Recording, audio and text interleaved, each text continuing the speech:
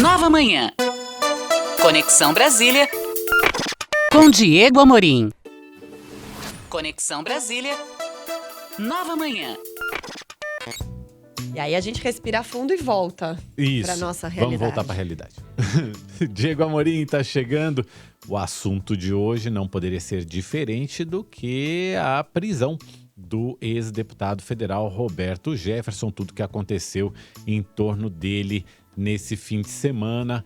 E a resistência, né? Principalmente esse episódio que envolveu a resistência dele à prisão, com disparo de tiros, disparo de granadas, enfim. Diego, bom dia para você. A gente só tá sem o áudio do Diego. Vamos ver onde é que tá faltando. Agora sim, bom dia, bom dia. Vamos lá. Bom dia, Mauro, bom dia, Michele, bom dia e boa semana para o nosso ouvinte da Nova Brasil. Eu me solidarizo com aquele ouvinte que no dia de ontem ficou um pouco zonzo, tentando entender o que era realidade, o que poderia ser ficção, o que era brincadeira, porque foi vixe atrás de vixe, como dizem aí os mais jovens na rede social, né?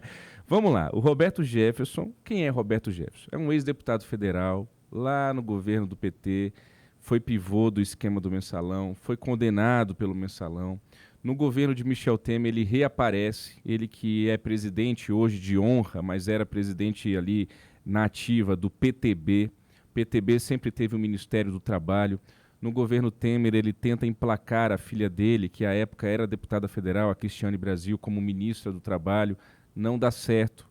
Horas antes da posse dela, o Supremo Tribunal Federal impede a posse dela em razão de questões trabalhistas, também após aquele vídeo que foi divulgado, não sei se o nosso ouvinte se recorda, dela numa lancha lá em Angra dos Reis, salvo engano, com um monte de gente ali, enfim. Depois o Roberto Jefferson reaparece no governo Bolsonaro, como bolsonarista.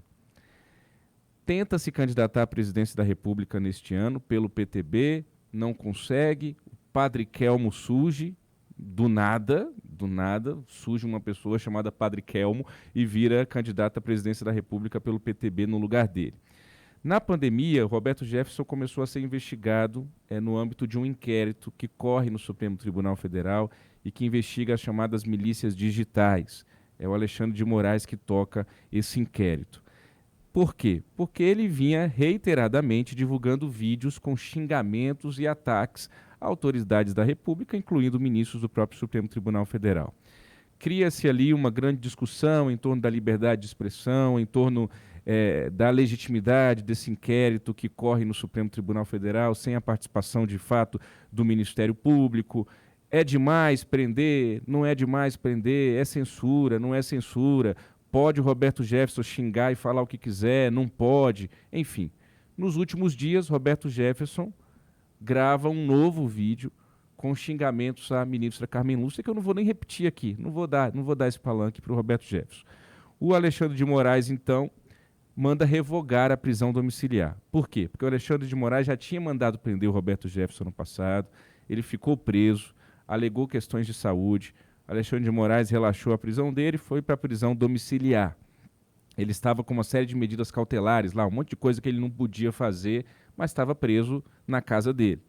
E aí, depois que ele grava esse vídeo da Carmen Lúcia, Alexandre de Moraes manda prender de novo, vão lá na casa dele, no interior do Rio de Janeiro, perto de Juiz de Fora, e o camarada me recebe os policiais federais com um fuzil nas mãos e granada.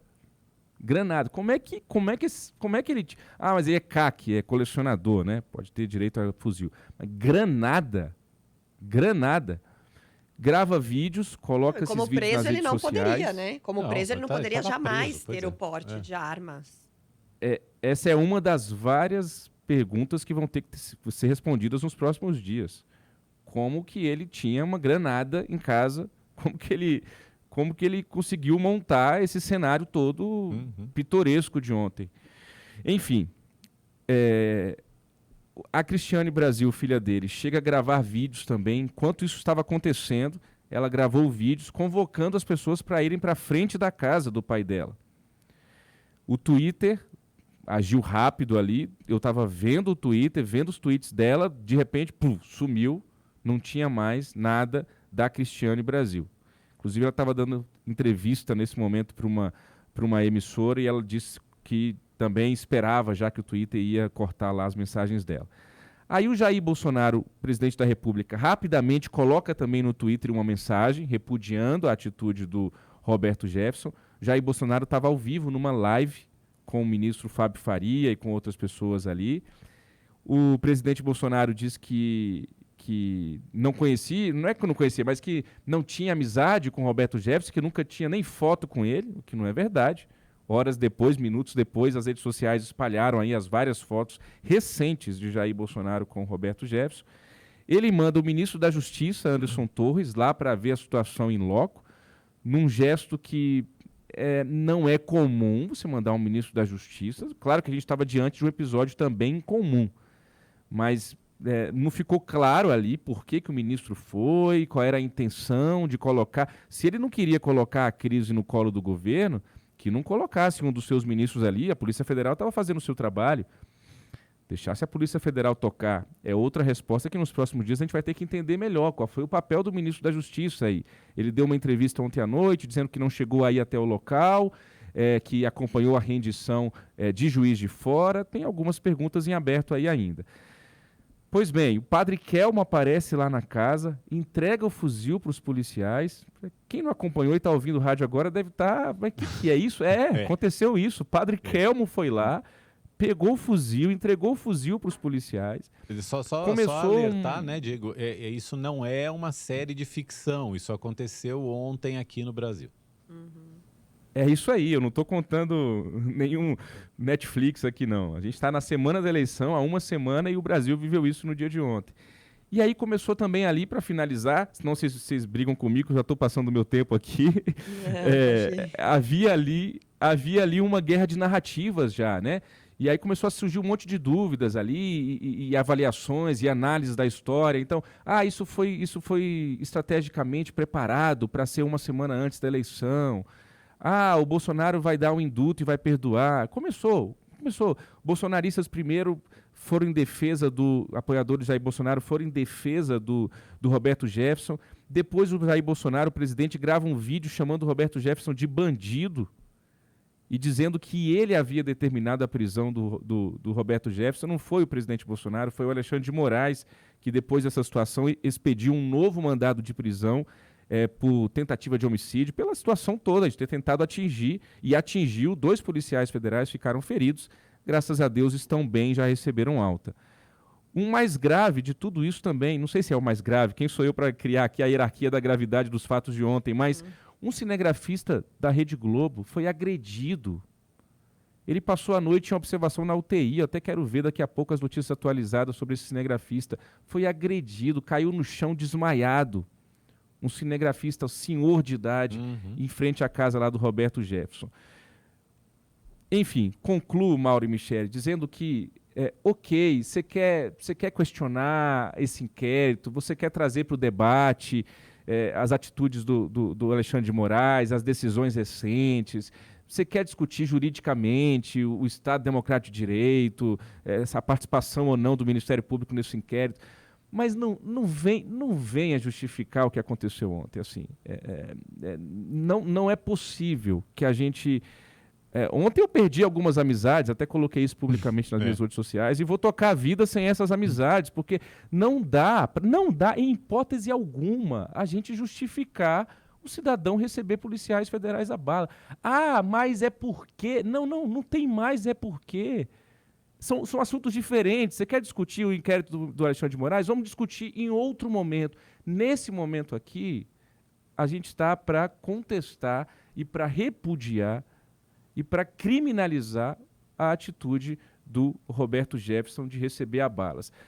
É muito perigoso qualquer fala minimamente para justificar o que aconteceu ontem, Mauro e Michele. A gente está a uma semana das eleições. A gente está num país com acirramento político nas alturas. Não dá. Não é porque, não é mais, mas é que você tem que entender, não tem que entender nada. O cara recebeu policiais federais com fuzil e com granada. Mauro e Michele. Diego, fica com a gente, porque a gente vai contar aqui para o nosso ouvinte, como é que os 2 candidatos à presidência da República reagiram a esse episódio. O presidente Jair Bolsonaro passou a tarde e a noite do domingo tentando se desvincular a imagem dele do ex-deputado Roberto Jefferson. Numa primeira postagem feita nas redes sociais, às 1h40 da tarde, Bolsonaro disse que repudiava as falas do senhor Roberto Jefferson contra a ministra Carmen Lúcia e sua ação armada contra agentes da PF. Esse é o texto do presidente Bolsonaro. O presidente informou que determinou a ida do ministro da Justiça Anderson Torres ao Rio de Janeiro para acompanhar o caso, como o Diego contou. Bolsonaro, por outro lado, afirmou ser contra a existência de inquéritos sem nenhum respaldo na Constituição e sem a atuação do MP. Ou seja, ele joga com os dois lados ali, né? E ali tem uma questão que é a seguinte: esse inquérito contra o Roberto Jefferson tem sim respaldo do Ministério Público Federal. Em junho, a Procuradoria-Geral da República denunciou o ex-deputado Roberto Jefferson ao Supremo Tribunal Federal por incitação à prática de crime e por tentar impedir ou restringir, atenção, com emprego de violência ou grave ameaça, o livre exercício dos poderes da União e dos Estados, além de calúnia e homofobia. Isso é a acusação da Procuradoria-Geral da República contra o Roberto Jefferson. Aí depois, ainda ontem, no canal dele no YouTube, o presidente Bolsonaro disse que não tem nem foto com o Roberto Jefferson, como o Diego falou, o que também não é verdade. Tem um monte de foto recente aí de Bolsonaro com o Jefferson, inclusive abraçados no Palácio do Planalto. Depois, à noite, logo após a prisão do ex-deputado, o presidente postou um vídeo parabenizando o trabalho do ministro da Justiça e a ação dos policiais e disse que Roberto Jefferson se comportou como um bandido. Como determinei ao ministro da Justiça, Anderson Torres, Roberto Jefferson acaba de ser preso. O tratamento dispensado a quem atira em policial é o de bandido. Presto minha solidariedade aos policiais feridos no episódio. Então você percebe como o presidente vai transitando ao longo da tarde e começo da noite entre uma postura ali de condenar a declaração do Roberto Jefferson em relação à ministra Carmen Lúcia, a ação armada dele, até chegar, mas também defender, falando que não reconhece processo sem respaldo do MP, mas depois à noite já chama o Roberto Jefferson de bandido e tenta dizer que não tem nenhuma relação com ele. Já o candidato à presidência pelo PT, Luiz Inácio Lula da Silva, concedeu uma entrevista assim que tomou conhecimento do que estava acontecendo lá no Rio de Janeiro e, para o Lula, uma máquina de destruição de valores democráticos e em ação no país criou esse comportamento de Jefferson. Não é possível. Ninguém tem o direito de utilizar os palavrões que ele utilizou contra uma pessoa comum, muito menos contra uma pessoa que exerce o cargo de ministra da Suprema Corte. Eu fui informado, mas ainda está muito incipiente, eu ouvi dizer que não só trocou tiro, como ele soltou uma granada. Ele jogou uma granada, sabe, nos policiais. A gente nunca viu uma aberração dessa, uma ofensa dessa, uma cretinice dessa, que esse cidadão, que é o meu adversário, estabeleceu no país. Ou seja, ele conseguiu criar nesse país uma parcela da sociedade brasileira raivosa, com ódio, mentirosa e que espalha fake news o dia inteiro sem se importar se o filho dele está ouvindo a mentira ou não. Ou seja, é desrespeito pela sociedade. Então eu acho que isso gera comportamento como esse do ex-deputado Roberto Jefferson e gera o comportamento de algumas pessoas que seguem o adversário nosso. Ou seja, não é a primeira violência, eu tenho visto pela imprensa padres sendo ofendidos, padres sendo atacados, pastores sendo atacados, evangélicos que são proibidos de entrar na igreja. Ou seja, é uma máquina de destruição dos valores democráticos. É isso que está acontecendo no Brasil e é contra isso que o povo deve se dirigir às urnas no dia 30 de outubro. Bom, é isso. Até no UOL, o Josias de Souza fala que foi um Capitólio Tupiniquim antecipado. Vamos torcer, né, ô Diego, para que isso, de fato, os ânimos amenizem um pouquinho. Porque se durante ou depois do segundo turno a gente tiver algumas reações desse tipo, a coisa vai ficar muito difícil para o nosso lado. Com certeza, Michele. Os nossos colegas jornalistas de TV ontem demoraram até a entrar na cobertura durante a televisão, né? Hoje em dia as redes sociais estão na frente, então a gente soube de tudo isso pelas redes sociais e na TV demorou um pouco. Eu avalio que o pessoal estava vendo ali se valia a pena ou não colocar os vídeos do Roberto Jefferson no ar, porque de fato Essa é a preocupação. Eu acho que essa é a preocupação. O Roberto Jefferson, ele convoca as pessoas a fazer a mesma coisa.